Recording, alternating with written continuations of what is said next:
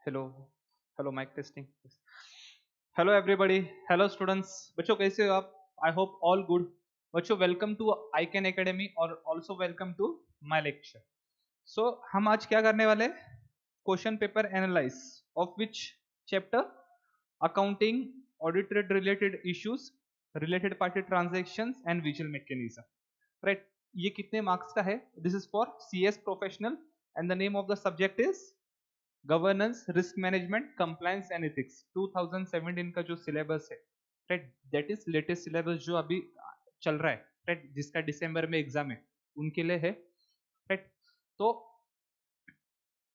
Accounting, audit related issues, related party transaction and visual mechanism, this is the name of the chapter. देखो बच्चों, भले ही आपको इसका weightage कम हो एग्जाम में, मगर जब आप सीएस में जाओगे, एज अ कंपनी सेक्रेटरी आप वर्क करोगे या फिर ट्रेनिंग में जाओगे, आपको ये जो आरपीटी है ना, इस पे बहुत ज्यादा काम करना है, इस पे आपको बहुत ज्यादा काम करना है, राइट। तो देख लेते कितने मार्क्स का था ये प्रीवियस ईयर में। दिख रहा है बच्चों आपको? ठीक है, चलो। This is me, Rahim Shaikh, CS Rahim Shaikh. तो देखते नंबर ऑफ क्वेश्चन। 2019 से मैंने स्टार्ट किया है। सर क्यों 2019 से? क्योंकि बच्चों 2019 से अपना 2017 का जो सिलेबस था वो एप्लीकेबल हुआ 2019 से, इसलिए मैं 2019 से स्टार्ट कर रहा हूँ, ठीक है। नंबर ऑफ क्वेश्चंस कितना था जून 2019 में? Nil, zero. Descriptive number of question ही अगर जीरो है तो डिस्क्रिप्टिव और प्रैक्टिकल क्या सर? जीरो ही होगा ना, ठीक है, चलो। अच्छा वो बता रही। फिर उसके बाद में बच्चों दिसंबर 2019 में टोटल नंबर ऑफ क्वेश्चंस कितने बच्चों? Three questions. कितने मार्क्स का? 5 marks each. This was for 3 marks and 5 marks each. Three questions for 5 marks, total कितना? 15। और बच्चों जो तीनों जो क्वेश्चंस थे that were practical. Practical questions थे। प्रैक्टिकल मतलब सर कौन सा? जो टैक्स और अकाउंट्स में का? अरे वैसा प्रैक्टिकल नहीं रहे। प्रैक्टिकल मतलब तुम्हारे को फैक्ट्स दिए होंगे in the form of questions. ये ऐसा पेड अप शेयर कैपिटल इतना है, टर्नओवर इतना है, राइट, तो ये एप्लीकेबल है क्या, वो एप्लीकेबल है क्या, वैसा वाला प्रैक्टिकल, राइट, ठीक है। तो बच्चों कितने? फॉर 15 मार्क्स टू दिसंबर 2019 में, राइट। उसके बाद में जून 2020 आता है अपना। इसमें शायद से एग्जाम नहीं हुआ था ना, कोविड था इसलिए, मुझे नहीं मालूम, मगर मुझे नहीं मिला क्वेश्चन, तो नहीं, कोविड था इसलिए एग्जाम नहीं हुआ रहेगा, ठीक है। फिर उसके बाद में दिसंबर में बच्चों कितना? 1 question for how many marks? For 5 marks, right. फिर से उसके बाद में जून 2021 में 1 क्वेश्चन फॉर 3 मार्क्स। ये मतलब बेसिकली शॉर्ट नोट्स पे हो सकता है, डिस्क्रिप्टिव क्वेश्चन हो सकता है। 3 मार्क्स के लिए तो शॉर्ट नोट से पूछ सकते हैं ना, ठीक है। फिर उसके बाद में 2021 में फिर से 1 question and that was practical. देखो ये जो 5 और 3 मार्क्स बोला है ना बच्चों, this is descriptive question, right. Short notes आ सकता है या फिर लॉन्ग आंसर्स पूछ सकते हैं, राइट। दिसंबर 21 में प्रैक्टिकल क्वेश्चन पूछा था बच्चों, कितने मार्क्स का? 5 मार्क्स, राइट। और ये सबसे लेटेस्ट, लेटेस्ट कब? जून 2020, दैट इज प्रीवियस एग्जाम जो अपना हो गया। कितने आए थे बच्चों? 3 क्वेश्चंस और 6 मार्क्स का डिस्क्रिप्टिव था और 5 मार्क्स का प्रैक्टिकल था। सर 3 क्वेश्चन तो ऐसे हो सकता है ना, 3 क्वेश्चंस थे तो 2 क्वेश्चंस उनके थे शॉर्ट नोट्स इंटू 3 मार्क्स, तो कितना हुआ बच्चों अपने? 6 मार्क्स, दैट इज डिस्क्रिप्टिव। और एक जो क्वेश्चन था वो प्रैक्टिकल था, राइट, प्रैक्टिकल था, इसलिए 5 मार्क्स। तो टोटल कितने मार्क्स हो रहे हैं इसके बच्चों? 11 मार्क्स। तो आप देख रहे हो ना इसका वेटेज कैसा इंक्रीज हुआ, राइट। लेटेस्ट में आपको 11 मार्क्स का पूछा, तो अगर 10 मार्क्स का भी आपको इस चैप्टर से आता है बच्चों, तो क्या अच्छा ही है ना। तो देख लेते। तो ये था प्रीवियस ईयर क्वेश्चन पेपर का वेटेज इसका चैप्टर का। दिख रहा है आपके स्क्रीन पे ठीक से, अच्छे से? ठीक है, देख लो ठीक से। चलो चलो, लेटेस्ट था 11 मार्क्स का, right, this is for 11 marks, right. उसके बाद में 19 को 15 मार्क्स का था।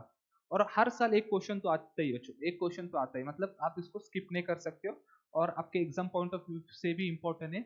एग्जाम में भी अगर क्वेश्चन नहीं आया बच्चों इस पे, तो आपको प्रैक्टिकल मतलब आपकी ट्रेनिंग में काम को आएगा ये। अगर ट्रेनिंग में भी आपको सीखने नहीं मिला, तो अगर आप एम्प्लॉयमेंट कर रहे हो या फिर प्रैक्टिस कर रहे हो, इस पे तो आपको काम करना ही करना है। आरपीटी के बिना मतलब सीएस का जॉब या फिर प्रैक्टिस तो भूल ही जाओ। मुझे तो नहीं लगता है, क्योंकि जब मैं कंपनी में था तो इतना सारा आरपीटी पे काम करना था, राइट। ऑडिट रिलेटेड इश्यूज वगैरह, right, account auditor related issues मतलब अपॉइंटमेंट ऑफ ऑडिटर्स वगैरह, ये सारा आरओसी फाइलिंग डॉक्यूमेंटेशन, ये सारा सीएस को ही देखना होता है बच्चों, राइट। तो अब देख लेते, चलो हमने ये तो देख लिया प्रीवियस ईयर में कितना वेटेज था इसका। अब देख लेते बच्चों किस टाइप के क्वेश्चन पूछे जाते हैं इस पे, राइट। तो वी विल मूव, देखो जून 2019 ऑनवर्ड्स, जून 2019 में जीरो क्वेश्चन था, राइट, जीरो क्वेश्चन था। अब आते दिसंबर 2019 में, question number first, question number first, देखो इतना बड़ा क्वेश्चन होता है एग्जाम में, देखो ऐसा दिख रहा है, ये छोटा करता हूं मैं, यहां से मेरा क्वेश्चन चालू हुआ, देखो इतना बड़ा क्वेश्चन है, इतना पढ़ना है आपको, फिर आंसर देना है, राइट। मैंने बोला था ना आपको, based on the facts in the above case answer the following question, मतलब ऐसा प्रैक्टिकल क्वेश्चन होता है, राइट। तो तीन क्वेश्चन दिया है, first marks, 2 marks and 2 marks, comes to 5 marks, right. तो क्वेश्चन पढ़ लेते बच्चों, कैसा टाइप का क्वेश्चन होता है, तो आपको मालूम पड़ेगा लेवल लेवल लेवल कैसे रहता है उनका, इजी होता है, मॉडरेट होता है, या फिर डिफिकल्ट होता है। आपने अगर पढ़ा होगा गवर्नेंस, आप अंदाजा लगा सकते हो सर मॉडरेट है, इजी है, या फिर टफ है क्वेश्चन। तो देख लेते, दिख रहा है, ठीक है चलो। पी प्राइवेट लिमिटेड है, इसको आप जब क्वेश्चन पढ़ोगे ना प्रैक्टिकल, मेरा बच्चों ऐसा मानना है, जब इतना बड़ा क्वेश्चन होगा ना तो आप हाथ में पेंसिल ले लो, फर्स्ट आपको हाथ में पेंसिल लेना है, उसके बाद में जो जो इंपॉर्टेंट आपको लग रहे मटेरियल फैक्ट क्वेश्चन है, देखो पी प्राइवेट लिमिटेड बोला है, सीएस, आप सीएस कर रहे हो या फिर गवर्नेंस का पेपर है, लॉ का भी पेपर, प्राइवेट पब्लिक ओपीसी, तो ये जो टर्म्स है बच्चों, इसके लिए हर कंपनीज के लिए अलग अलग प्रोविजन है लगभग। तो आपको ये ध्यान रखना है, पहले क्या बोला उन्होंने, पी प्राइवेट लिमिटेड, तो प्राइवेट लिमिटेड इंपॉर्टेंट वर्ड है अपने लिए, प्राइवेट लिमिटेड के बारे में बात चल रही, ना ही लिस्टेड के बारे में बात चल रही, ना ही पब्लिक कंपनी के बारे में बात चल रही है। और क्वेश्चन आपने एक बार पढ़ लिया, एक बार स्पीड में आप पढ़ लो, एक बार देख लो, और उसके बाद फिर से एक बार पढ़ लो, एक बार आपको स्पीड में पढ़ना है, और सेकंड जब आप रीडिंग करोगे ना तो आराम से पढ़ना है आपको question. P limited was incorporated under companies act 1956, ठीक है, 1956 हो या 2013 हो, ठीक है। अभी ऑब्वियसली 2000 1956 मतलब पुरानी कंपनी, ऑन 3 अक्टूबर 2011, ठीक है, इसका भी कोई इशू नहीं है। The authorise share capital of the company 75 crore. देखो बच्चों, authorise share capital of the company, ये ऑथराइज शेयर कैपिटल अगर आप देखोगे, अगर कंपनी को कुछ भी चीज एलिजिबल करना है अपने को, तो हम लोग क्या देखते हैं, उनका पेड अप कैपिटल देखते हैं, टर्नओवर देखते हैं, paid up capital, turnover, net worth देखते हैं, या फिर outstanding loans debentures. Authorise capital आप मेरे को बताओ, एक भी ऐसा कुछ है क्या मतलब जिससे एप्लीकेबल हो कोई भी, मतलब for example internal audit, appointment of company secretary, authorise capital पे आप करते हो क्या, तो ये Google, authorise capital is 75 crore, ठीक है। The present paid up capital, देखो paid up share capital of the company is 60 crore, ये अपने लिए इंपॉर्टेंट है। The present paid up share capital of the company 60 crore, right.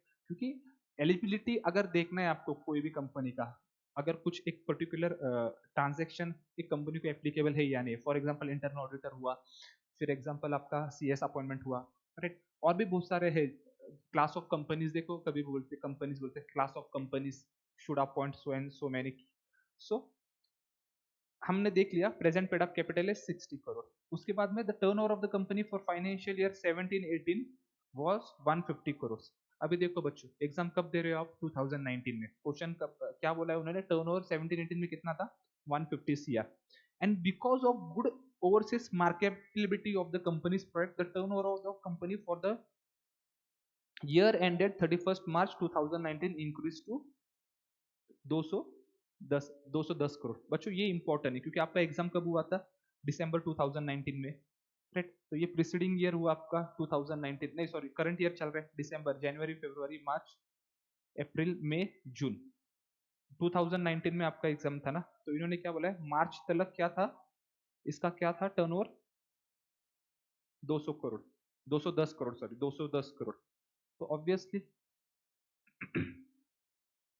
अप्रैल से जब आप चालू करोगे, ये नया साल चालू होगा, राइट, तो प्रीसीडिंग ईयर में कितना था, 210 करोड़ था, राइट, राइट, सॉरी वो दिसंबर का प्रीवियस ईयर का कंसेप्ट नहीं, यहाँ पर देखो मार्च में हुआ है, कितना था मार्च को, 210 CR था, और ये दिसंबर में अपना एग्जाम हुआ, मतलब वही ईयर में या फिर वही फाइनेंशियल क्या फिगर है बच्चों, राइट। तो ये अपन ने अंडरलाइन किया आपने 210 करोड़। अब देखो आगे बताओ, the secretary auditor of the company advise the company should have a internal audit in place. Question किसके लिए बच्चों, ये इंटरनल ऑडिट इन प्लेस के लिए, right. Internal audit, but the MD of the company argued that since it is a private company it is not required, right. Company secretary ने बोला internal audit जरूरी है because it is crossing threshold limits, right. और MD क्या बोलता है, no it is a private company, internal audit it is not compulsory. ठीक है, अब देखते हैं, based on the facts in the above case answer the following questions. तो आपको क्वेश्चन आंसर करना है। First question is whether internal audit is compulsory for private limited company. ठीक है, ये क्वेश्चन है। तो देख लेते फर्स्ट क्वेश्चन का। अब देखो आंसर कैसे लिखा है बच्चों। आंसर जब स्टार्ट किया है, answer 1A, that is answer 1, मतलब ये क्वेश्चन नंबर 1A और इसका ये 1। देखो, as per section 138 of the companies act, उसका रूल मैंने लिखा है, company accounts rules, every private limited company having turnover of rupees 200 CR or more during preceding financial year or outstanding loans, कितना, exceeding 100 CR और more।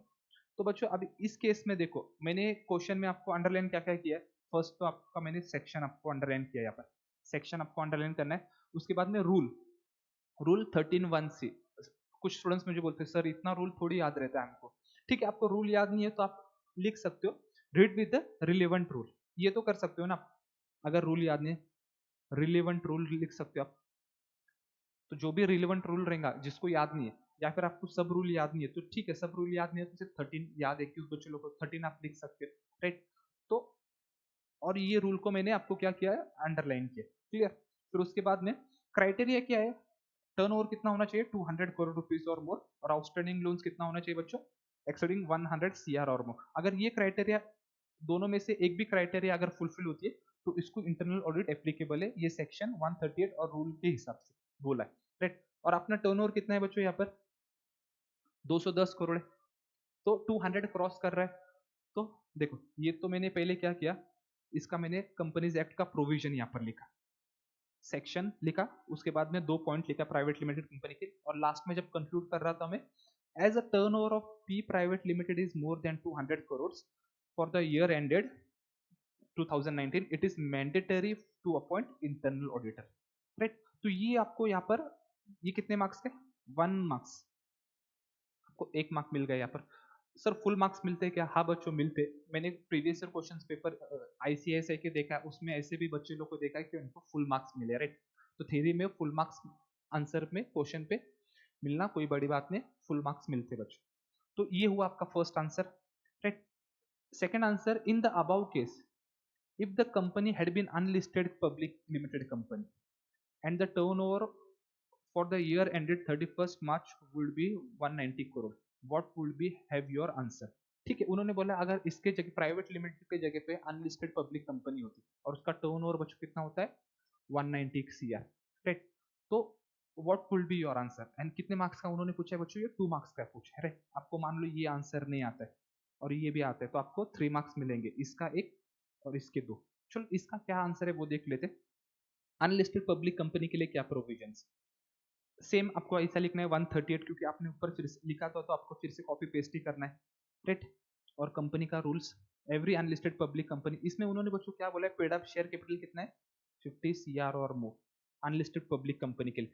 Class में हम लोग ने देखा था, आप जब लेक्चर देखोगे मेरा 7 चैप्टर का, उसमें मैंने इंटरनल ऑडिट एकदम ठीक तरीके से लिया है, अनलिस्टेड कंपनी के लिए, प्राइवेट लिमिटेड कंपनी के लिए, लिस्टेड कंपनी के लिए, इंटरनल ऑडिट के लिए प्रोविजंस दिए उसमें, राइट। तो इसमें उन्होंने बोला है 50 CR, right, 1 second, right, 50 CR, 50 CR, और अपना क्रॉस हो रहा है क्या 50 CR, राइट, 50 CR है, और इधर लिमिट कितना है 60 CR। तो एप्लीकेबल हो जाएगा ना बच्चों, यहाँ पर कितना दिया उन्होंने, पेड अप कैपिटल इसका 60 CR है, और कंपनी का कितना होना चाहिए फॉर इंटरनल ऑडिट 50 CR, ठीक है। ये तो फर्स्ट पॉइंट हुआ। टर्नओवर कितना होना चाहिए 200 CR, राइट। टर्नओवर कितना होना चाहिए बच्चों 200 CR। टर्नओवर है क्या अपना CR, नहीं है, कितना है 190 सीआर है, तो ये पॉइंट एप्लीकेबल नहीं है अपने को, ठीक है, ये पॉइंट एप्लीकेबल नहीं है। आउटस्टैंडिंग लोन आपको ये लिखना है ऐसा एग्जाम में, आपको एग्जाम में ऐसा लिखना है, आउटस्टैंडिंग लोन्स एंड बोरोइंग्स कितना है 100 करोड़ रुपीस और मोर। अब मेरे को ये बताओ आउटस्टैंडिंग लोन्स के बारे में कुछ बोला है क्या इसने, इन्होंने सिर्फ दो चीज के बारे में बात किया है, एक तो आपका टर्नओवर के बारे में बात किया है और एक तो पेड अप शेयर कैपिटल के बारे में बात किया, तो ये भी पॉइंट अपने को एप्लीकेबल नहीं। और ये बच्चों डिपॉजिट्स 25 सीआर, ये भी एप्लीकेबल नहीं। सर इतना फिर क्यों लिखना है ना, जो कंपनी का क्राइटेरिया में फिट होता है वही पॉइंट लिख के हम लोग आगे बढ़ेंगे ना। देखो बच्चों कितने मार्क्स का पूछा है, 2 मार्क्स का पूछा, आप एकदम आंसर इन 1 सेंटेंस लिखोगे क्या तो आपको मार्क्स अच्छे मिलेंगे। अगर आपको आता है ना तो लिखो ना, जब आपको आता है प्रोविजंस मालूम है तो लिखने में क्या प्रॉब्लम है ना। जब आपको नहीं आता है तो ठीक है आप मिस कर सकते हो, जब आपको आ रहा है ना तो अच्छे से देखो, अच्छे से प्रोविजन, एग्जामिनर को भी पता चलने दो कि आपको बहुत कुछ आता है, राइट। क्या पता क्या जो दूसरा क्वेश्चन है उसमें आपको ठीक से नहीं आता है, वो एग्जामिनर आपका ये क्वेश्चन देख के खुश हो जाए या बंदे ने ठीक से पढ़ा है, राइट राइट। इमोशनल करना है एग्जामिनर को, आपके आंसर से आपको एग्जामिनर को क्या करना है, इमोशनल करना है, राइट, देखते ही, राइट। तो ये तो हुआ, तो अपन कौन से क्राइटेरिया में फिट हो रहे बच्चों, 50 सीआर के क्राइटेरिया में अपन फिट हो रहे। In the mention case as the paid up capital is more than 50 CR company needs to appoint internal auditor, ये आपको ऐसा कंक्लूड करना है, राइट। आपने पहले क्या किया, सेक्शन और रूल लिखा, रूल याद नहीं है, एज पर रिलेवेंट रूल आपने लिखा, और ये देखो कंपनी अकाउंट्स रूल, ये तो याद रहेगा ही ना बच्चों, कंपनी अकाउंट्स, आप सीएसआर का तो रूल डालोगे नहीं, या फिर meeting of board of directors का रूल डालोगे नहीं, या तो शेयर कैपिटल का रूल डालोगे नहीं, राइट। कुछ एक company accounts rule and company auditor and accounts rule, तो ये अकाउंट्स रूल में बोला है अनलिस्टेड पब्लिक कंपनी के, ठीक है। तो ये आपको ऐसे पहले प्रोविजन एक्ट लिखना है, उसके बाद उसके प्रोविजंस लिखना है, और अपन ये क्राइटेरिया में फिट होते तो पेड अप कैपिटल अपने आंसर आपको ऐसे कंक्लूड किया, तो आपका ये सेकंड आंसर हो गया ऐसा, क्लियर, इसमें कुछ प्रॉब्लम, ठीक है नहीं। अब आ जाओ बच्चों थर्ड क्या पॉइंट बता रहे, can a company secretary be appointed as a internal auditor in case of unlisted public company where he is already a KMP. कितने मार्क्स का पूछा है बच्चों, आप कंपनी सेक्रेटरी पे क्वेश्चन आए, कंपनी सेक्रेटरी का आप कोर्स कर रहे हो और कंपनी सेक्रेटरी के बारे में आपको सब कुछ मालूम होना चाहिए, right. As a CS personal capacity में केएमपी क्या होता है, सीएस किसको कौन सी कंपनी में कंपलसरी है, compulse internal auditor CS can work, right. Statutory auditor तो ऑब्वियसली नहीं हो सकता, ये तो आपको मालूम होगा, मगर इंटरनल ऑडिटर वर्क हो सकता है क्या बच्चों, लेटेस्ट क्वेश्चन था 2 मार्क्स के लिए था। तो क्या उसका आंसर क्या आएगा बच्चों, देखते, आपने फिर से प्रोविजन लिखा, सेक्शन 138 दिख रहा है अभी, देख लो चलो, ठीक है। Section 138 of the companies act, that internal auditor shall either be a chartered accountant, cost accountant और such other professional as may be decided by the board. बच्चों क्लास में मैंने आपको देखो बोला था CS can be appointed as a internal auditor, right. तो further और ये तो as may be decided by the board, board ने अगर डिसाइड किया अगर किसी बंदे को देना है तो वो दे सकते। फर्दर एक्सप्लेनेशन टू रूल 13, ये रूल में internal auditor may and may not be the employ of the company, CS बच्चों KMP they are the employees of the company, तो CS can be appointed as a internal auditor. देखो बच्चों आपको अगर opportunity मिले कभी internal audit करने की कंपनी में, सो एमडी ने बोला क्या, और आपको अगर इच्छा है पैशन है तो आप बोर्ड ऑफ डायरेक्टर्स को बोल सकते हैं sir I am interested to do internal audit, अगर आपके पास कैलिबर है पोटेंशियल है you can do it, right. CS can do, right, he can be appointed as a, देखो मैंने क्या फिर आगे, in the view of the above company secretary who is appointed as a KMP in the company can be appointed as a internal auditor of the company, clear. चलो तो ये first question था, कुछ इस तरीके से आपको लिखना है, राइट। बच्चों ज्यादा मैं टाइम नहीं लूंगा क्योंकि अपने को सारे क्वेश्चंस देखने, इसलिए मैं थोड़ा जल्दी जल्दी बता रहा हूँ आपको, राइट। क्लास में मैंने आराम से बताया ये सब, राइट। तो ये था अपना, तो तीनों क्वेश्चंस हमने देख लिए बच्चों। तो देखो इस टाइप के क्वेश्चंस आते हैं, राइट, देखो ये इस टाइप के क्वेश्चंस आते हैं एग्जाम में। देखो क्वेश्चन दिखने में बहुत बड़ा है मगर जब हमने उसको तोड़ दिया छोटे छोटे पार्ट्स में तो कितना इजी हो गया बच्चों ये। कंपलसरी है कि नहीं इंटरनल ऑडिटर, तो आपको लिखना है, फिर अगर उसका अनलिस्टेड कंपनी में होता था अगर वो और उसका टर्नओवर कम होता था तो whether your answer would be different, then CS can be appointed. तो कितने सिंपल सिंपल क्वेश्चंस थे, सिर्फ देखते टाइम पे अपने को मतलब ऐसा लगता है यार कितना बड़ा क्वेश्चन है, इसको सॉल्व करो या मत करो। क्या करना है, स्टार्टिंग में स्पीड में एक बार पढ़ के लेना है, आपने क्वेश्चन पढ़ लिया, ठीक है क्वेश्चन मैंने पढ़ लिया, based on the above facts whether internal audit is compulsory for private limited company, whether so and so ये पढ़ लिया, ठीक है, आपका फर्स्ट रीडिंग हो गया। आपको फिर आराम से बैठना है, हाथ में पेंसिल लेना है, क्वेश्चन पढ़ना है एकदम, और जो जो आपको इंपॉर्टेंट लगता है, ऑथोराइज शेयर कैपिटल का मैंने आपको बोला वो गूगली था, उसका कोई लेना देना नहीं होता है, राइट। फिर उसका पेड अप कैपिटल था, टर्नओवर था, राइट। तो उसको आपको अंडरलाइन करना है और उसके बेसिस पे आपको आपका आंसर मिल जाएगा बच्चों। तो this was the first question of 2019। So moving further, देखो क्वेश्चन क्या है फिर से। M Private Limited was registered in the year 2001 as a private limited company with continuing with the same status having a paid up share capital how much। देखो बच्चों इसको फिर आपको क्या करना है, अंडरलाइन करना है, एग्जाम में पेंसिल से अंडरलाइन करना है, क्योंकि आपको मालूम है इस पे कुछ तो भी है, मतलब पेड अप शेयर कैपिटल बोला है, क्योंकि paid up share capital turnover पे हम लोग मतलब डिसाइड करते हैं whether this particular business will be applicable to this company, या फिर कोई भी अगर इवेंट है whether this will be applicable to the company, right.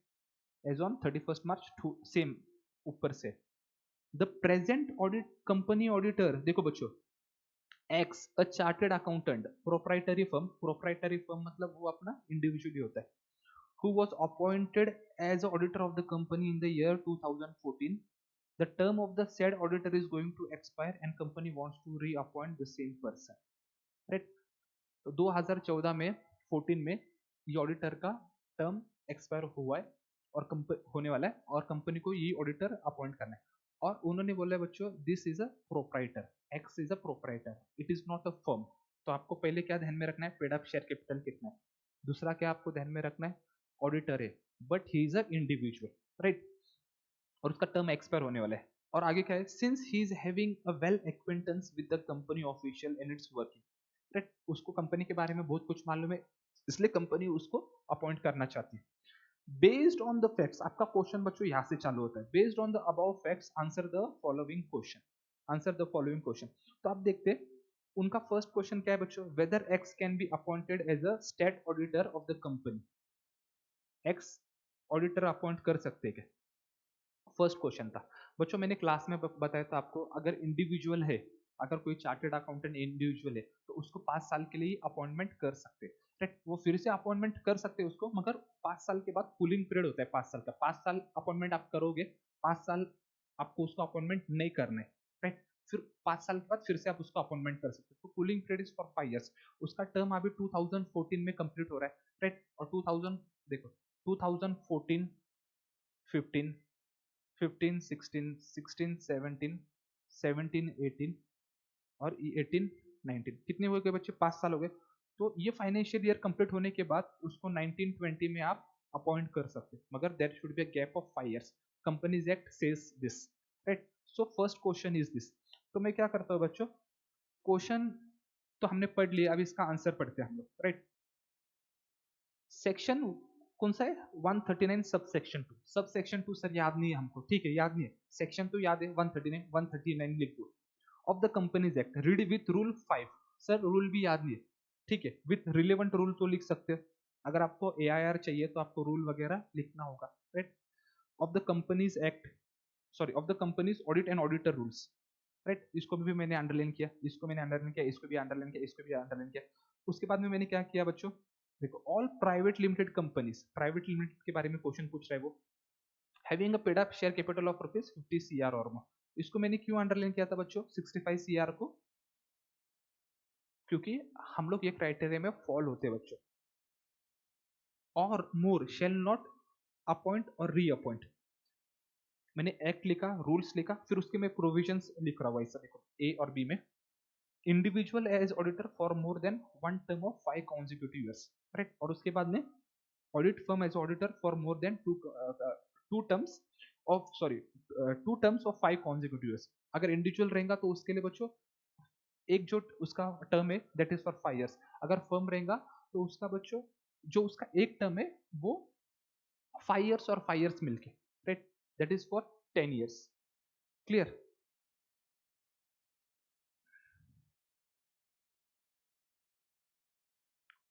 ठीक है। तो ये मैंने लिखा सेकंड पॉइंट, प्रोविजंस लिखा। मैं आपको अभी इधर कंपनी एक्ट के प्रोविजंस नहीं पढ़ा रहा हूँ बच्चों, मैं आपको सिर्फ ये बता रहा हूँ कि क्वेश्चंस कैसे आते हैं, राइट। आपको आपने पढ़ा होगा, मैं आपको यहाँ पर पढ़ाने के लिए नहीं, मतलब क्या प्रोविजंस होते हैं, तो सिर्फ I am just saying that किस टाइप के क्वेश्चंस आते हैं और आपको कैसे आंसर लिखना है, राइट। तो आगे, individual auditor who has completed his term of 5 consecutive years shall not be eligible for reappointment as auditor in the same company for 5 years after completion of this term, ठीक है। तो मैंने ऐसा answer लिखा है, और लास्ट में जब मैं कंक्लूड कर रहा हूँ बच्चों, तो कैसा आंसर है, in the view of the above as the paid up share capital of the company is more than 50 CR, Mr. X cannot be appointed as a state auditor for a second term। देखो, कम आप ऐसे भी लिख सकते हो क्या, अगर आपने ऐसा लिखा paid up share capital of the company 50 CR, mister x can not be appointed, और सिर्फ आपने आंसर कंप्लीट किया, तो एक्सप्लेन करना चाहिए ना आपको ठीक से, ताकि आपको आता है, एग्जामिनर को भी पता चलना चाहिए दैट यू नो प्रॉपरली। तो आपने उसको सपोर्ट कैसे किया बच्चों, with companies act, with rules and with provisions, आपने आपके आंसर को बच्चों क्या किया, सपोर्ट किया। क्लियर। अब ये फर्स्ट क्वेश्चन तो हो गया। अब सेकंड क्वेश्चन है, in the above case instead the individual person as auditor, a company would have appointed any firm of chartered accountant, and now the tenure of the said firm is expiring, whether this firm is eligible for reappointment। Second question, और कितने marks का पूछा है बच्चों, 2, right. अब देखो second question, आपको इसमें आपको उसका आंसर मिल जाएगा। अगर फर्म होगा तो उसका टर्म क्या होता है बच्चों, टर्म उसका होता है 2 साल का टर्म होता है, सॉरी 10 साल का टर्म होता है, मतलब 5 years, that is 2 consecutive 5 years, right. तो 5 साल और 5 साल continuously he can be appointed, और उसके बाद में कूलिंग पीरियड फिर से 5 साल का होता है, फिर से उसका अपॉइंटमेंट कर सकते हैं। तो इसमें देखो फिर से मैंने आपको फिर से ये रिपीट करना है, राइट। इफ यू नो, आपने फिर से ये आपको रिपीट करना है, सेक्शन 139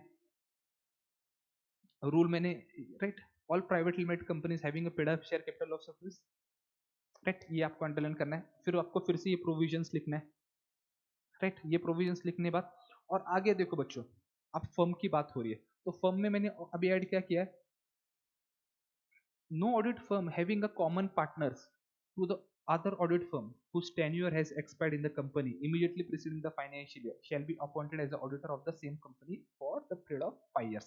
मतलब क्या बच्चों, ऐसा था इसमें, राइट। फॉर एग्जांपल एक कंपनी है, मान लो रिलायंस कंपनी है, रिलायंस कंपनी है, इसका ऑडिटर मान लो PQR है, और इसका PQR इज अ फर्म, और जो ऑडिट कौन कर रहा है, बंदा चार्टेड अकाउंटेंट है, ये ऑडिट कर रहा है, राइट।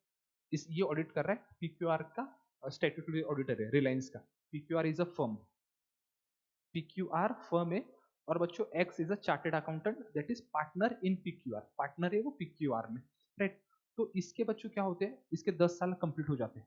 10 साल कैसे, 5 years एंड 5 years, 2 टर्म हो गया उसका कंप्लीट, राइट, 2 टर्म्स कंप्लीट हो गए। और मान लो रिलायंस क्या करती है बच्चों, दूसरे फर्म को अपॉइंट करती है, क्योंकि ये फर्म अपॉइंट नहीं हो सकती क्योंकि इसका टर्म तो कंप्लीट हुआ, आरबीएस, आरबीएस फर्म को अपॉइंट करती है। मगर ये जो पार्टनर है ना बच्चों, ये बंदा है ना, यहाँ पर भी पार्टनर है, यहाँ पर भी पार्टनर है, तो रिलायंस ये कंपनी को अपॉइंटमेंट नहीं कर सकती, because common partner, because common partners आते हैं। तो इसका मैंने प्रोविजंस लिख दिया बच्चों, राइट, ये मैंने यहाँ पर प्रोविजंस लिख दिया। उसके बाद में मैंने ऐसा कंक्लूड कर रहा हूँ मैं, इन the view of the above, the firm chartered accountants will not be eligible for the reappointment for the 5 years on the completion of the term। बच्चों उनका टर्म कंप्लीट हुआ है, टर्म कंप्लीट हुआ है मतलब उनका 10 साल का टर्म कंप्लीट हुआ है।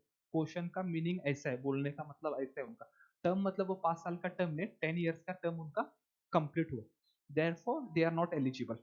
सो ये था आपका सेकंड क्वेश्चन, और मैंने उसको बच्चों कुछ इस तरीके से कंप्लीट किया, और कॉमन पार्टनर्स का मैंने प्रोविजंस आपको यहाँ पर एक्सप्लेन किया।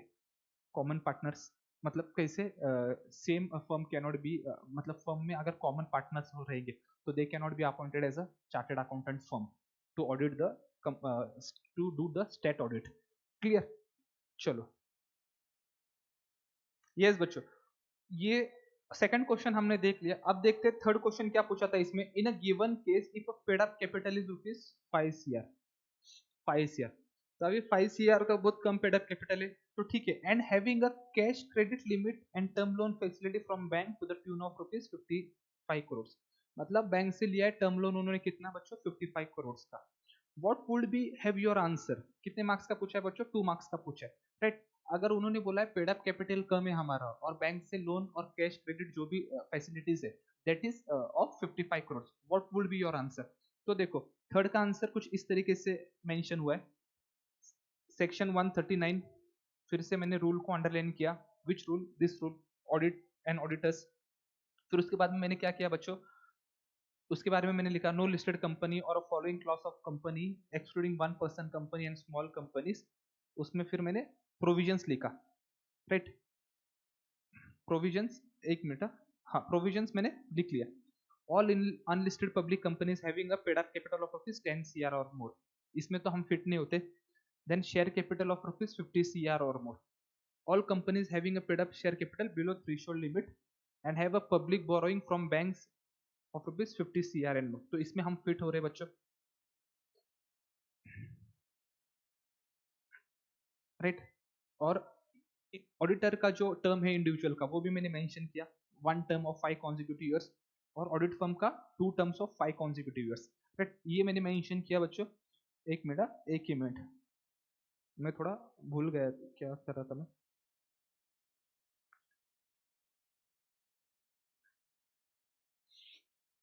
ठीक है। तो 5 करोड़ उन्होंने बोला था, हम लोग फिट नहीं होते ना बच्चों 5 करोड़ में, तो उस केस में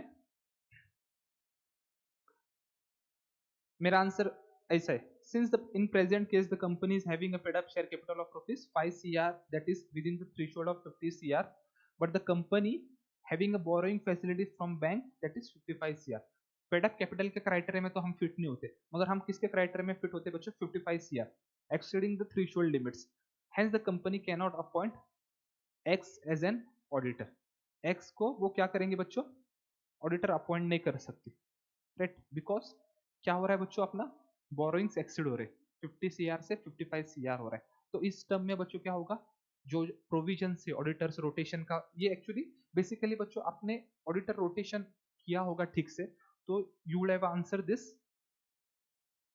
प्रॉपरली, 5 मार्क्स आपको यहाँ पर ही मिल, सिर्फ ऑडिटर रोटेशन अगर आपने ठीक से पढ़ा होता तो, राइट बच्चों।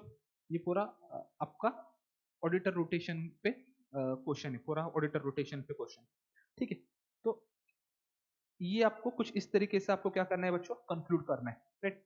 सेक्शन लिख लिया आपने यहाँ पर ऐसा, उसके बाद में प्रोविजंस लिख लिया आपने ऐसे यहाँ पर, उसके बाद में कंक्लूड करना है कुछ इस तरीके से, क्लियर। चलो ठीक है, ये तो हो गया। अब देखते हैं नेक्स्ट क्वेश्चन। अब देखो क्वेश्चन, देखो कितना बड़ा है बच्चों, देख के डर डर लगेगा, कब कंप्लीट करेंगे हम लोग सर, कितना टाइम, कब कैसा कंप्लीट करेंगे। क्वेश्चन तो इतना मतलब रिलेटेड पार्टी पे, अगर आपको रिलेटेड पार्टी आपने, और रिलेटेड पार्टी को तो आपको बच्चों अच्छे से करना ही करना है, अगर आपको ये सब्जेक्ट में क्वेश्चन नहीं आया तो दूसरे सब्जेक्ट में क्वेश्चन आ सकते हैं। आरपीटी, आरपीटी आप ऑप्शन में बिल्कुल मत डालो, आरपीटी के ट्रांजेक्शन अच्छे से तो करो, आराम से करोगे तो आपको ठीक से समझ में आएगा, ऐसा कोई उसमें रॉकेट साइंस नहीं है, नहीं समझने जैसा, ठीक है। अब क्या है बच्चों, नेक्स्ट क्वेश्चन देख लेते, ठीक है।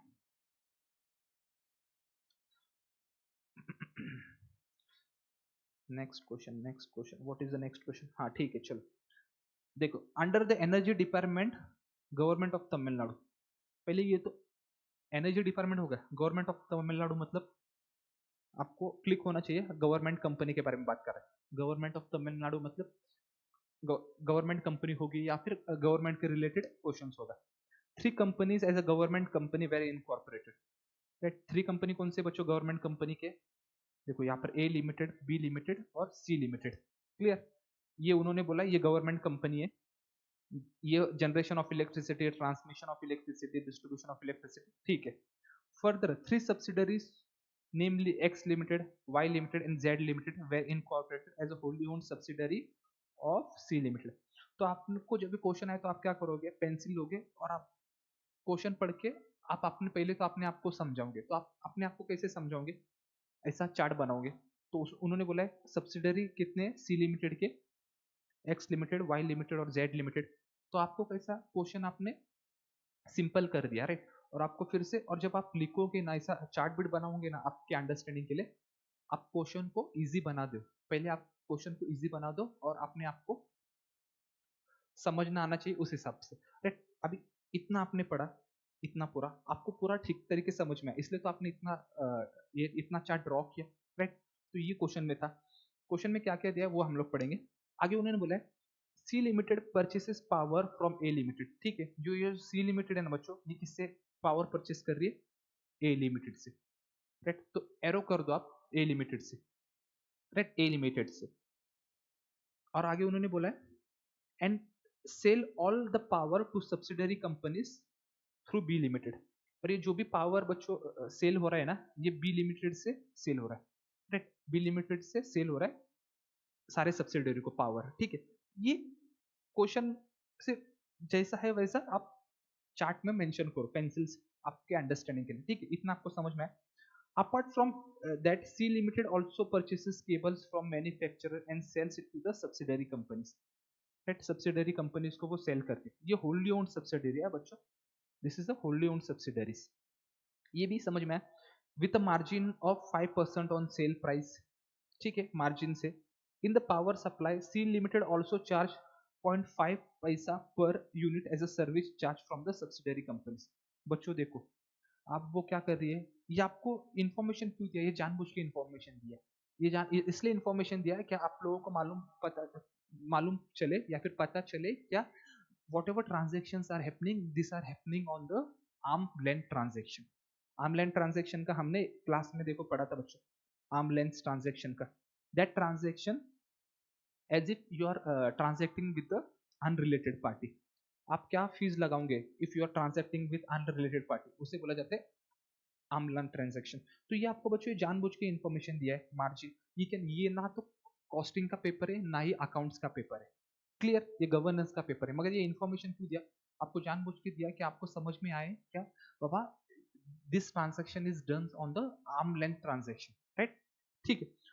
इधर तक तो आपको समझ में आया ये क्वेश्चन, और आपने ये चार्ट भी बनाया, इतना आपको समझ में आया सर, आधा क्वेश्चन तो समझ में आया, ठीक है। फिर उसके बाद में आपने क्या किया बच्चों, आपका यहाँ से क्वेश्चन चालू होता है।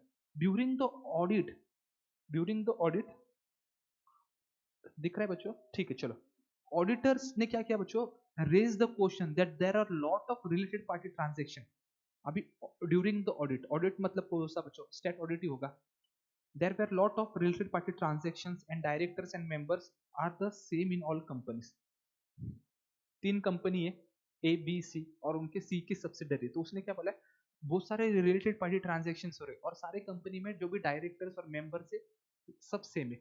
तो बच्चों इससे आपको क्लिक होगा यार ये तो सब रिलेटेड पार्टी एक मिक्स है। ये तो आपको समझ में आया, ये जो कितने भी कंपनीज है, this are all related parties, this are all related to each others, right. Further chairman is also common, that is common directors. Related party की डेफिनेशन में हमने देखा था सेक्शन 2 सबसेक्शन 76, रिलेटेड पार्टी कौन कौन होते, directors. Neither the board nor the members of the company approve any transactions. Related party तो है मगर बोर्ड ने भी अप्रूव नहीं किया, और किसने अप्रूव नहीं किया, शेयर होल्डर्स ने भी अप्रूव नहीं किया। और मैंने आपको क्या बोला था बच्चों, बोर्ड ने अप्रूव करना चाहिए या फिर मेंबर्स ने अप्रूव करना चाहिए। कब अप्रूव करना चाहिए, बोर्ड ने, अगर लिमिट क्रॉस नहीं होती तो बोर्ड अप्रूव करेगा, अगर लिमिट क्रॉस होती तो मेंबर अप्रूव करेगा, right. which comes under the definition of related party transaction। Auditors ने ऐसा बोला कंपनी को। द कंपनी सेक्रेटरी बोलता है, replied that the transactions are pre approved by the energy department. मतलब ट्रांजैक्शन गवर्नमेंट ने पहले ही अप्रूव कर दिया है, that is government of Tamil Nadu, but the auditor is dissatisfied with the reply. ऑडिटर बोलता है नहीं, मैं खुश नहीं हुई रिप्लाई से। In this situation check the validity of the transaction between the related party transaction. आपको चेक करना है ये जो भी बोल रहा है वो सही है क्या नहीं। तो बच्चों ये तो क्वेश्चन आपको समझ में आया, ये क्वेश्चन आपने पढ़ा, ठीक है सर समझ में। आप चालू कैसे करोगे क्वेश्चन, कितने मार्क्स को पूछा था ये, 5 मार्क्स। पहले आपने सेक्शन लिख दिया, section 2 sub section, right. Related party, ये कुछ ऐसे सेक्शन है वो आपको याद रखना है, राइट। जैसे कि आपको कंपनीज किस में डिफाइन किया है, 2 सब सेक्शन 20, रिलेटेड पार्टी किस में डिफाइन किया है। और ये सेक्शंस ऐसे कुछ है आपको याद रखना है, ये इंपॉर्टेंट सेक्शंस की बात करो, सारे सेक्शंस याद नहीं रखने, इंपॉर्टेंट सेक्शंस तो याद रख सकते हो ना। Now you are in final, ठीक है। Related party with reference to the company includes, देखो अभी रिलेटेड पार्टी का मैंने पूरा नहीं लिखा है इसमें, और आपको भी लिखना नहीं है। रिलेटेड पार्टी आप लिखने जाओगे तो 2 पेजेस भर जाएंगे, तो वो आपको पूरा नहीं लिखना है। जो एग्जाम की रिक्वायरमेंट है उसके बारे में भी आप लिख दो, includes any body corporate which is a holding, मतलब holding company is also a related party of that company, then subsidiary, associate company of such company. Class में पूरा क्लियर हुआ है, कवर हुआ है बच्चों अच्छे से. Then subsidiary of holding company to which it is also subsidiary, second point. Investee company और वेंचर कंपनी. ये आपने क्यों लिखा जानबूझ के? क्योंकि ABC limited there are all related party transaction और सी के बहुत सारे सब्सिडरी कंपनीज थे, 3 सब्सिडरी कंपनीज थे. तो बच्चों देखो, ये तो आपने फर्स्ट पॉइंट लिखा, क्लियर किया सेक्शन रिलेटेड पार्टी क्या होता है, राइट. आपको एटलीस्ट वो यहाँ पर 1 मार्क्स तो दे देंगे, आपका 1 मार्क्स तो यहाँ पर फिक्स हो गया. उसके बाद में आगे transaction referred to in this questions are covered in section 188. 188 talks about related party transactions of the companies act which deals with the related party transaction. तो मैंने बच्चों यहाँ पर क्या किया, देखो मैंने सेक्शन 188 अंडरलाइन किया, बाद में रिलेटेड पार्टी अंडरलाइन किया, यहाँ पर मैंने क्या अंडरलाइन किया, 2 सब सेक्शन 26 सॉरी 76 और रिलेटेड पार्टी. तो इससे क्या हुआ, एग्जामिनर जब देखोगे, चलो ठीक है, चलो ठीक है, ठीक है, ठीक, तो he will know that you have read very well, आपने पढ़ा है, राइट, एंड यू आर मतलब आप अच्छी कंपनी सेक्रेटरी बन सकते हो, राइट. उसके बाद में all the related party transactions, all the related party transactions require approval of audit committee. ये मैंने अंडरलाइन किया बच्चों, अप्रूवल ऑडिट कमिटी का लगता है ये, राइट, एज पर सेक्शन, ये भी अंडरलाइन कर लेते. देखो आप कितने मतलब सेक्शन उसमें इंक्लूड कर रहे हैं, और right obviously section 177 is related with related party and audit committee, right. तो जब आपको आता है ना बच्चों, तो आप अंडरलाइन करो ना, दिखाओ ना सामने वालों को, यस मुझे आता है सर, तो दिखाओ आप 177 को आपने अंडरलाइन किया, approval of audit committee, right. Examiner भी खुश हो जाएंगे. Except transaction other than the transaction refer to in section between the holding company and holding wholly owned subsidiary. इसको भी एक्चुअली अंडरलाइन करना है. देखो उन्होंने बोला है ट्रांजैक्शन रिलेटेड पार्टी में audit approval of audit committee लेगा, but except this transaction holding and subsidiary. अभी इसमें बच्चों होल्डिंग और सब्सिडरी में कितने सारे ट्रांजैक्शन हुए, इसलिए हमने जानबूझ के डाल दिया यहाँ पर, ठीक है. As stated under 4th proviso to section, ठीक है, आपको इतना कुछ याद नहीं आ रहा है तो कोई बात नहीं है. Up to certain limits approval of the board is required. देखो approval of the board is required up to certain limit, and about the limits approval of the members must be taken. ये मैंने ऐसा लिख दिया answer में, ठीक है. उसके बाद में मैंने सारा प्रोविजंस लिखा यहाँ पर बच्चों, right. 188 the member of the company shall not vote where he is a related party. However, these provisions, if 90% or more are related members can vote. मतलब अगर कोई कंपनी में 90% अगर मेंबर्स है और वही रिलेटेड पार्टी है, तो in that case they can vote, right. और मैंने देखो आर्म लेंथ, अभी मैं पूरा नहीं पढ़ रहा हूँ बच्चों, arm length business in the ordinary course of business, इसको मैंने अंडरलाइन किया. और फर्दर देखो बच्चों, एग्जाम्शन आया था नोटिफिकेशन डेटेड 5 जून 2015 में, राइट. वो नोटिफिकेशन में क्या बोला था, ये जो प्रोविजंस है ये किसको अप्लाई नहीं होंगे, गवर्नमेंट कंपनी को. और हम गवर्नमेंट कंपनी के बारे में बात करें, तो हमने बच्चों एग्जामिनर को इतना सारा मतलब बोल दिया है ना, इतना सारा हम लोग ने मतलब बॉम्बार्ड किया है ना एग्जाम, मतलब इसमें रिलेटेड पार्टी के बारे में आपको जो भी आता है सब डाल देगा. इतना सारा हमने यहाँ पर कुछ लिखा है, एग्जामिनर मतलब ना चाहते हुए भी आपके मार्क्स कट नहीं करेगा, राइट. गवर्नमेंट कंपनी को एप्लीकेबल नहीं है, राइट. और आगे उन्होंने बोला है government company other than listed company in respect of the contracts arrangement other than those mentioned in A above, if it has obtained the approval of the administrative ministry of the concerned state or state government, central or the state government. देखो बच्चों ये भी provisions में अगर उन्होंने approval लिया है पहले ही, तो भी रिलेटेड पार्टी ट्रांजैक्शंस के लिए अप्रूवल लेना जरूरी नहीं है, because they have already taken approval from the government, right. देखो तो ये भी मेंशन हुआ है बच्चों यहाँ पर, राइट. क्योंकि कंपनी सेक्रेटरी ने बोला था बच्चों, क्या बोला था, company secretary replied that the transactions are pre approved by the energy department Tamil Nadu. Clear, चलो ठीक है. उसके बाद में ये तो आपने लिख दिया बच्चों सारे प्रोविजंस, ये मैं अभी पूरा नहीं पढ़ूंगा अंदर से. उसके बाद में आप अभी कंक्लूड कैसे कर रहे हो, in this case C limited being a government company has entered into following transaction. अभी देखो सी लिमिटेड ने क्या क्या ट्रांजैक्शंस किए थे, purchase of power from A limited we have seen, sale of power to subsidiary companies, all government companies as they are subsidiary of the government company. देखो बच्चों government company है, X Limited, Y Limited, and Z Limited, wholly owned subsidiary being government companies, distribute power through B Limited. Right, ये भी government companies था।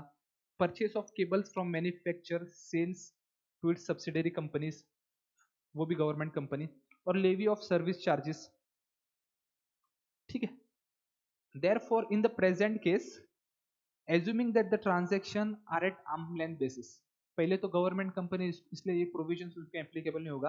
और आगे देखो, assuming that the transaction are at arm length basis in the ordinary course of business neither the approval of the board nor the members of the company is required and the related party transaction would be valid। yes बच्चों, देखा था हमने, अगर वो arm length पे या फिर ordinary course of business में, तो आपको क्या लगेगा बच्चों, आपको अप्रूवल नहीं लगेगा बोर्ड का और ना ही इसका। तो ये जब आंसर आप देखोगे तो सारे प्रोविजंस, जो जो इंपॉर्टेंट प्रोविजंस है और जो जो रिक्वायर्ड प्रोविजंस है वो सारे डाल दिए बच्चों इसमें, राइट। वो एग्जामिनर को ऐसे पेपर लिखना है कि उसको मार्क्स कट करने के चांस ही नहीं देना है आपने, वो मजबूर करना है क्या वो मार्क्स दे दे आपको, मजबूर कर देना है उसको क्या, he gives you marks, right. So बच्चों कुछ इस तरीके से मैंने कंक्लूड किया, ठीक है। तो ये था बच्चों 2019 वाला, दिस वाज इन 2019। अब आते आगे,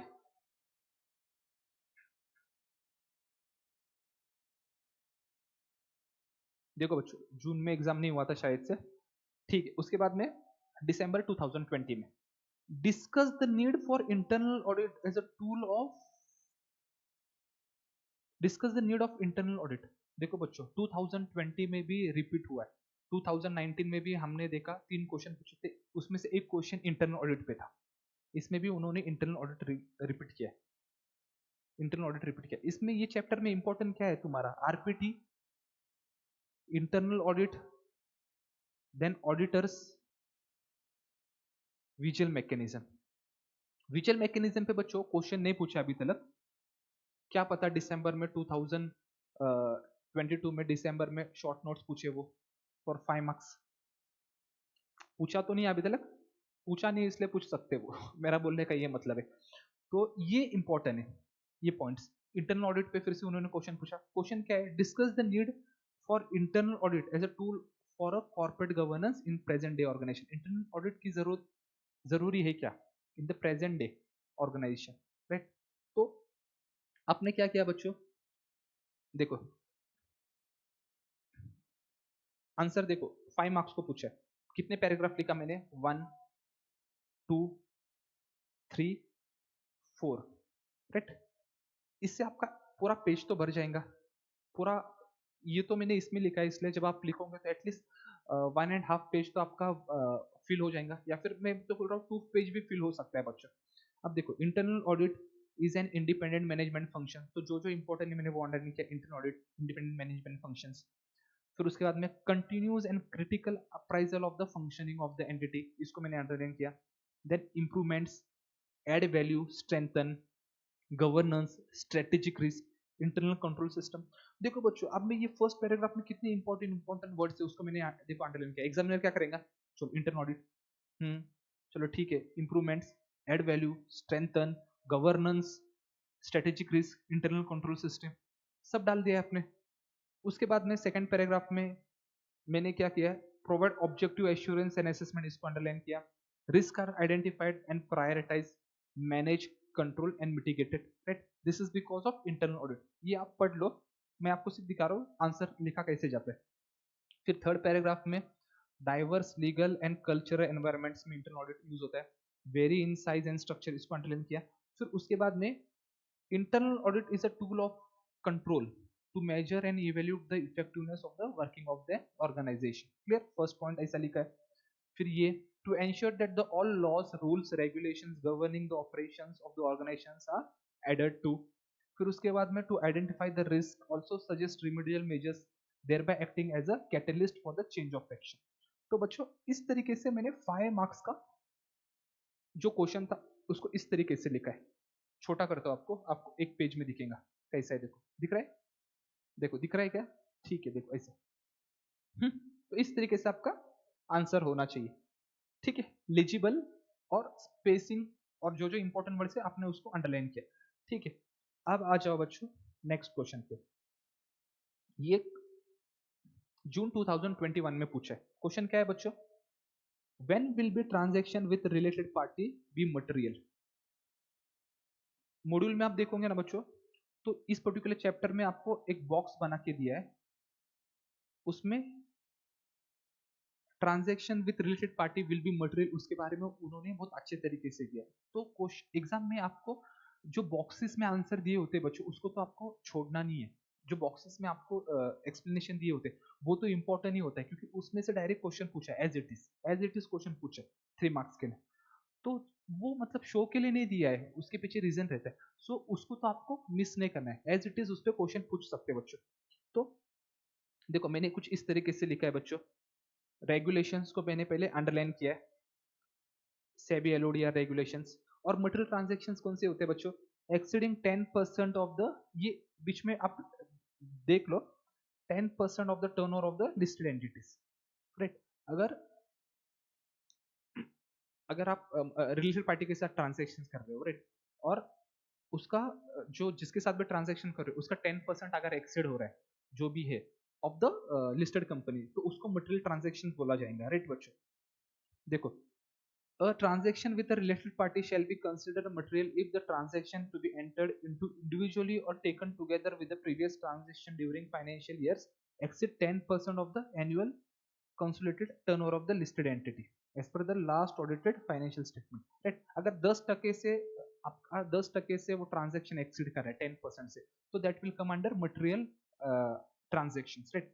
ये तो आपका फर्स्ट पॉइंट हुआ बच्चों, ये आपका हुआ first point. Second point, with the effect from जुलाई 2019, जो भी मतलब ब्रांड यूजेज के लिए आप पैसा देते हो, कंपनी ने अगर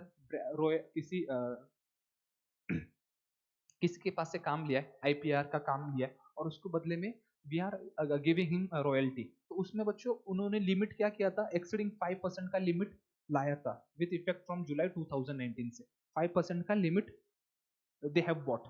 तो आपको ये भी मेंशन करना है, उससे क्या होगा बच्चों?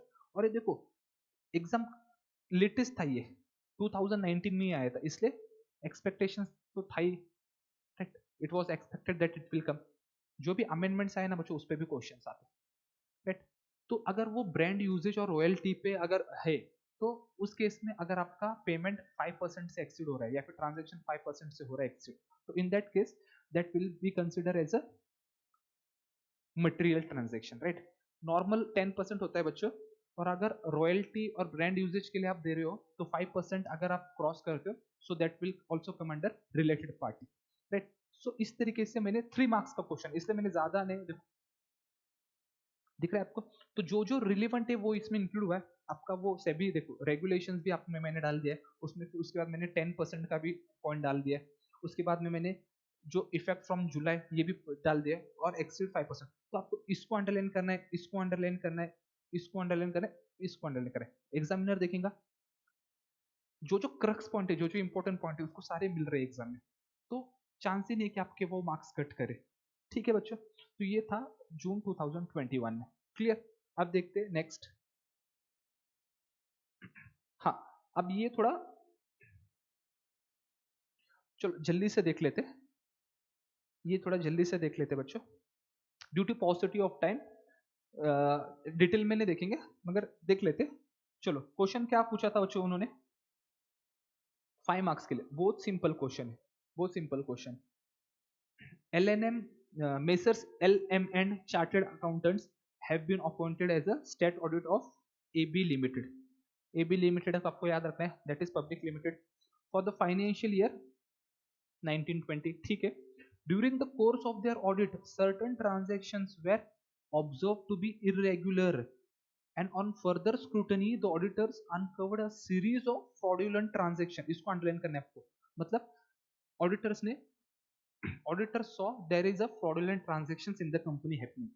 और कौन कर रहा था बच्चों ये ट्रांजैक्शन फ्रॉडुलेंट? सेल्स मैनेजर कर रहा था एंड फाइनेंस मैनेजर कर रहा था। The amount involve was 50 lakhs। Amount कितना है? 50 lakhs, 50 लाख का फ्रॉड था।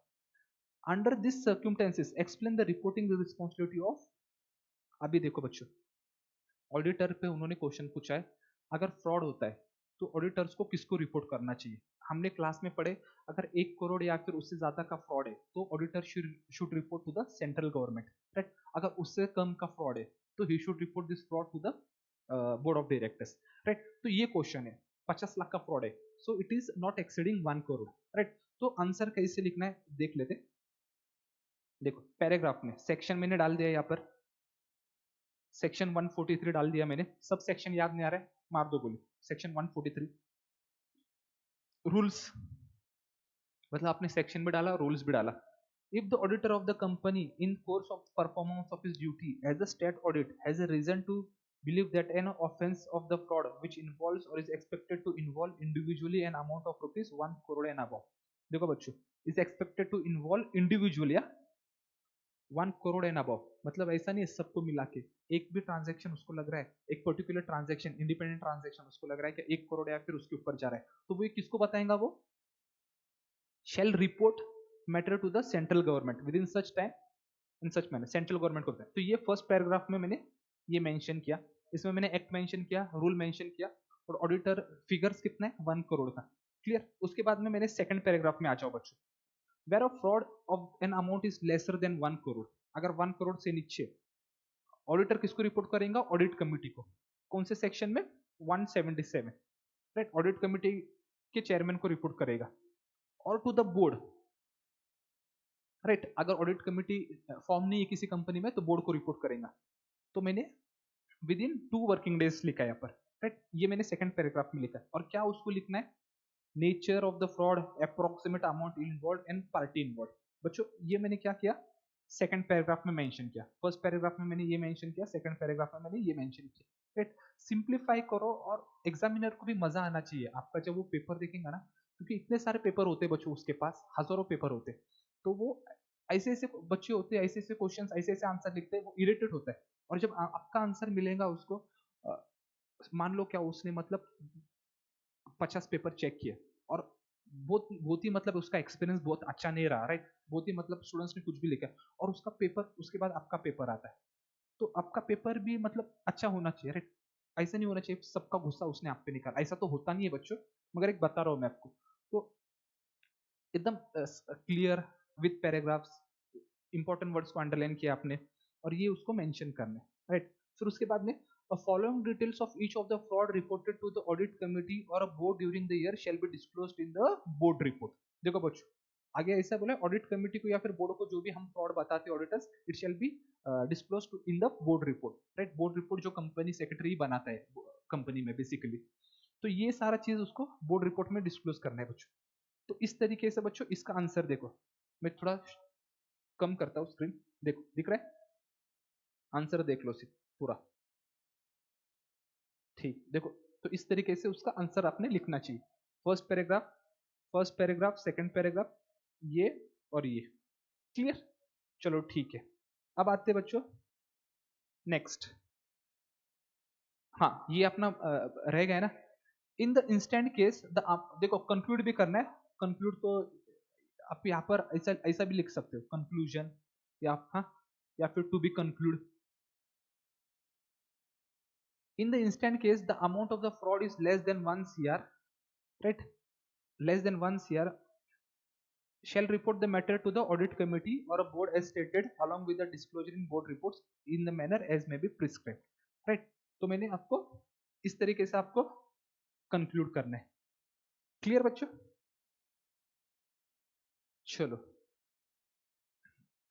अब आते बच्चों लेटेस्ट 2022 जून में 2022 में कितने मार्क्स का क्वेश्चन पूछा है?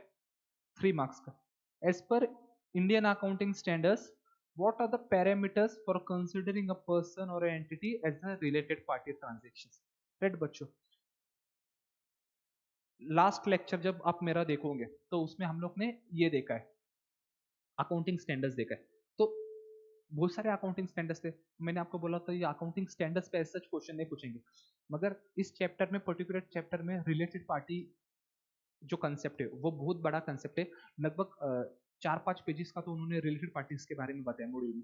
तो रिलेटेड पार्टीज के रिलेटेड जो भी है वो तो आपको करना पड़ेगा बच्चों। तो इंडियन अकाउंटिंग स्टैंडर्ड्स पे जो भी इंडियन अकाउंटिंग स्टैंडर्ड्स बोलता है रिलेटेड पार्टीज के पैरामीटर्स क्या क्या, क्वेश्चन देख लो किस टाइप के आते हैं, तो आपको ये पूरा लिखना है, राइट, ये आपको पूरा मेंशन करना है, पढ़ लो आप, राइट, पॉज करके आप देख सकते हो, मैं पढ़ूंगा नहीं, टाइम नहीं है अपने पास बच्चों इतना, राइट, ठीक है। तो इस टाइप का आपका क्वेश्चन होगा, 3 मार्क्स का है, तो आप लिख सकते हो 3 मार्क्स के लिए, राइट। फिर उसके बाद में नेक्स्ट क्वेश्चन इज जून 2022 की बात चल रही, फिर से 3 मार्क्स का बच्चों, national financial reporting authority has a powers to oversee the quality of service of auditors as well as to suggest measure for improvement, discuss करना है आपको, क्या ये सही है, क्या ये जो बोल रहे हैं, यस बिल्कुल सही है। तो आपको इस तरीके से मैंने आप rule of national financial reporting authority rules, आपको ये रूल याद नहीं आ रहा है तो ठीक है, if you don't remember at least you, ये तो आपको रूल याद होगा, तो आपको ये लिखना है पूरा, उसके बारे में मैंने लिखा है लास्ट में, accordingly the given statement looks right, accordingly the given statement looks right, तो कुछ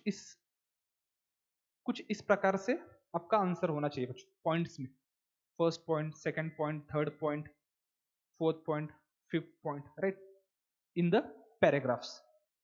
आप 3 मार्क्स का आप एक ही इसमें लिखोगे, अगर आपको आता है ना बच्चों अच्छे से, मेरे को एक ही बोलना है, आपको अगर किसी चीज का आंसर आता है और यू आर श्योर, तो उसको आप बहुत अच्छी तरीके से प्रेजेंट करो, राइट, जब आपको आता है तो आप प्रेजेंट करो ना, मार्क्स मिलेंगे आपको, पूरे मार्क्स मिलेंगे, राइट। अगर आप मेरे को बताओ इतना अच्छा लिखा है, क्यों नहीं आपको वो 3 मार्क्स देंगे, यहाँ पर 3 मार्क्स क्यों नहीं देंगे आपको, मिल जाते आपको 3 मार्क्स मिल जाएंगे एग्जाम में। फिर उसके बाद में last question of the day देख लेते बच्चों, क्वेश्चन क्या है,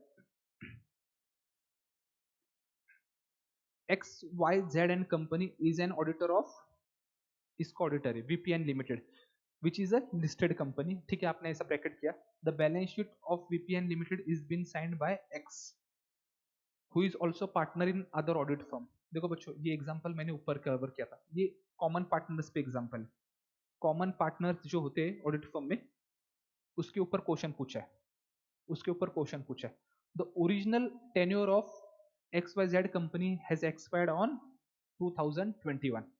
Can PQR be appointed as an auditor of the company for financial year? Explain the relevant provision of the Companies Act. देखो बच्चों आपको मैंने बोला था, एग्जांपल दिया था कॉमन पार्टनर से, right, for example Reliance company है, यहाँ पर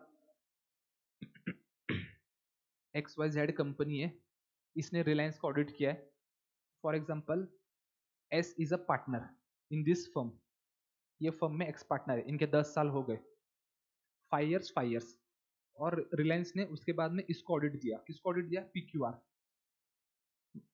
दिया, देने वाला है, मगर एस यहाँ पर भी पार्टनर है, तो ये ऑडिट इसको मिल नहीं सकता है, नहीं मिलेगा, बिकॉज कॉमन पार्टनर है, राइट, कॉमन पार्टनर है इसलिए ऑडिट नहीं मिलेगा, तो ये उन्होंने पूछा है, तो उन्होंने बोला explain the relevant provision of the companies act 2013, right. बच्चों मेरे को एक ये भी बोलना था, कुछ बच्चे मतलब क्वेश्चन का क्या डिमांड है उनको वो ही मालूम नहीं रहता है, क्वेश्चन क्या डिमांड करता है, अभी उन्होंने बोला है लास्ट में आप पढ़ोगे तो explain the relevant provision of the companies act. अभी एक मैं क्वेश्चन पेपर चेक कर रहा था, उसमें एक क्वेश्चन था